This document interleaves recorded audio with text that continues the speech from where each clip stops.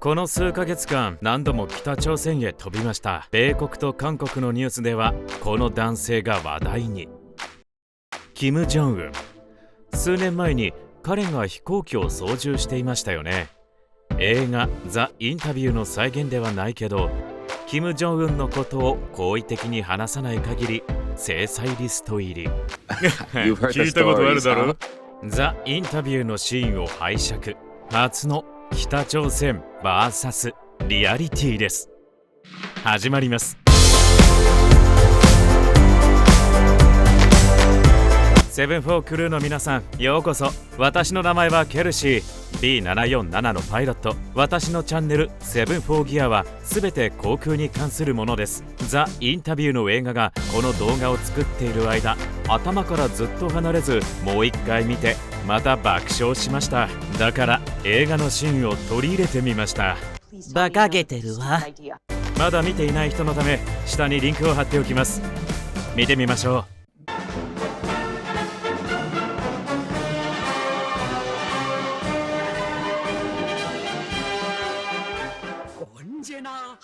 초병들과 함께 비행기를 타고 자국의 푸른 하늘을 날고 싶은 것이 자신의 심정이라고 늘 말씀하고 나시는 경의하는 최고 사령관 동지。北朝鮮の指導者のおかげで秘密が明らかに。前にも話しましたが、新しい機体に乗るときは 2,3 ヶ月かけて訓練を受けます。現実には2ヶ月に及ぶパーティーと数枚の書類をめくるだけ。でも私の目を引いたのは、暗くて見えづらいのですが、ショルダーハーネスを着用してないこと。米国では離着陸にショルダーハーネスの着用義務があり、他の国でも同じでした。それが国家のリーダーとなれば話は別なのでしょう。みんな羨ましがってるんだよ。北朝鮮 VS リアリティはいいスタートを切っています。次に行きましょう。비행기의 조종관을 억세게 틀어잡으시고 붉은 매들의 가슴마다에 승리의 직선 항로를 깊이 새겨주셨습니다.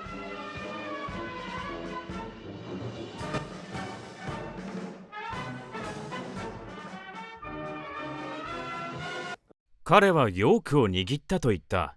でもこれがヨークで、しかも握っているのはこの男性。どうやってキム・ジョンウンが自らヨークを握ったのか。私の韓国語が鈍った？でも韓国人が訳してくれたけど、もしかしたら翻訳ミス？明らかに彼はヨークを握っていないし、操縦しているのも一人じゃない。では次を見ましょう。비행기를 타기가 힘들고 위험하기 때문에 비행 훈련을 할 때마다 지휘관들이 손에 땀을 쥐고 가족들도 마음을 놓지 못하고 있다고. 그렇기 때문에 자신께서 꼭 타야 한다고 하시며 비행길에 오르신 우리 원수님이십니다.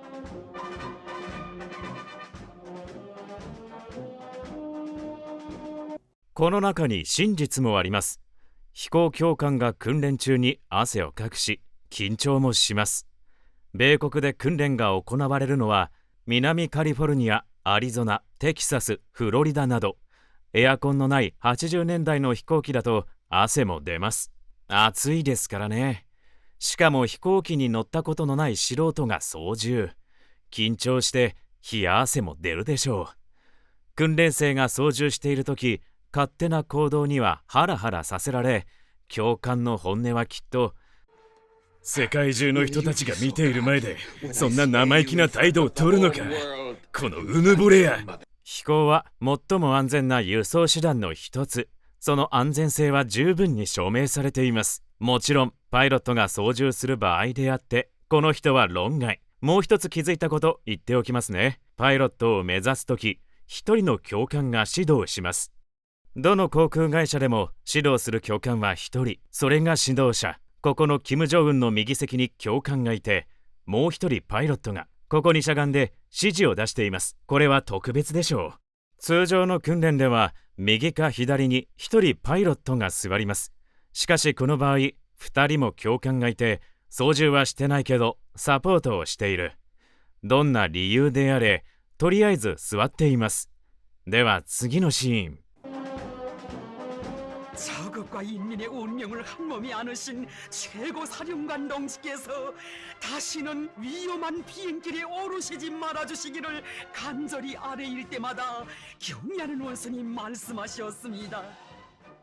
최고 사령관이 비행사들과 함께 있다는 것이 무엇이겠습니까? 내가 직접 비행기를 타보아야 비행사들에게 언제나 비행 항로에 최고 사령관이 함께 있다는 마음을 심어주고 힘과 용기도 북돋아 줄 수 있습니다.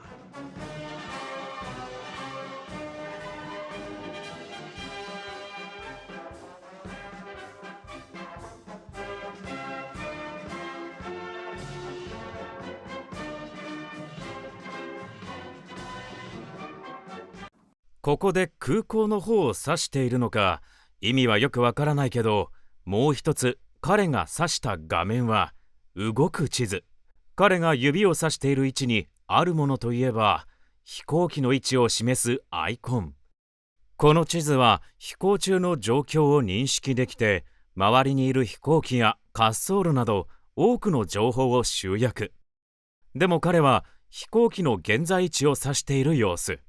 その画面を見ながら、おそらく自分が乗っている飛行機を指し、これは飛行機だと誇らしげに言っています。この時、右座席に座っている機長が行った着陸はとてもスムーズでした。カメラで撮影していると手ぶれが生じて見えにくいんですが、着陸はとても滑らかだったようです。素晴らしい。一方、キム・ジョンウンは滑走路を下るとき、ヨークを持っている手が固まっていましたね。風が強い場合を除いては、着陸後、こんな風にヨークを握りしめることはありません。しかも、このような大型機で、こんな風にヨークを握るのは、何かが起こった時のためか、機長が誤ってミスをした場合に備えているのか、理由はわからないけど、でもあんな風に握る必要はない。通常は離陸の際に一人がヨークとスロットルに手を添え、もう一人は万が一に備えて座っているだけ。右のパイロットが操縦しているのは明らかなのに、なぜキム・ジョンウンがヨークを握ったのか。キム・ジョンウンが操縦したというには無理がありすぎ。次を見てみましょう。 경의하는 최고 사령관 동지께서는 위험천만한 하늘길을 나르시며 언제나 우리의 붉은 매들과 자국 수호의 항로에 함께 계셨습니다.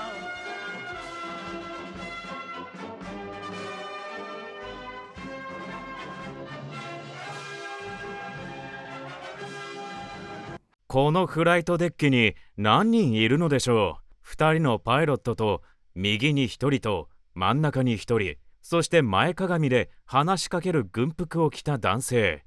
滑走路を走行中にいろいろ質問している様子。ステライルコックピットルール、知ってる？この動画の準備中、これを見つけました。明らかに吹き替えだけど、彼が実際に説明していることを聞いてみたい。おそらく操縦体験を披露しているんでしょうが、私が唯一見つけた彼の操縦映像は、猛スピードでタキシングをするこの動画だけ。実際に離陸する動画はなし。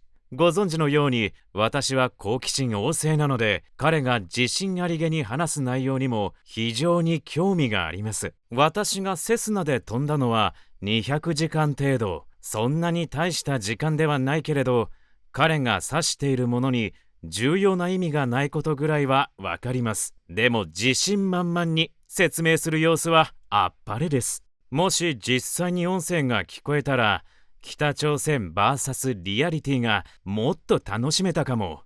でもこれが限界。キム・ジョンウンは一人で操縦するべきというコメントがたくさん届きました。セスナは一人で操縦するよう設計されているので、彼一人でも飛べるはず。レポーターを後部座席に座らせて、すべてを記録してもらう。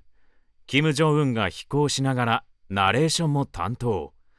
お気づきでしょうが、世界の代表者は車の運転さえ許可されていません。例えば、米国大統領は車を運転できません。一人で操縦しない理由がそれならば、議論の余地はあります。彼が操縦しなかった本当の理由。一つ目は国の代表者だから。そして二つ目は後部座席にレポーターを座らせて、こう言われるのを避けていたんでしょう。ご列席の皆様、キム・ジョンウンはおもらしをしました。この動画が好きな人なら、こちらの2つもおすすめです。皆さんのコメントを楽しみにしています。また会える時まで、飛ぶ時青い面は上にね。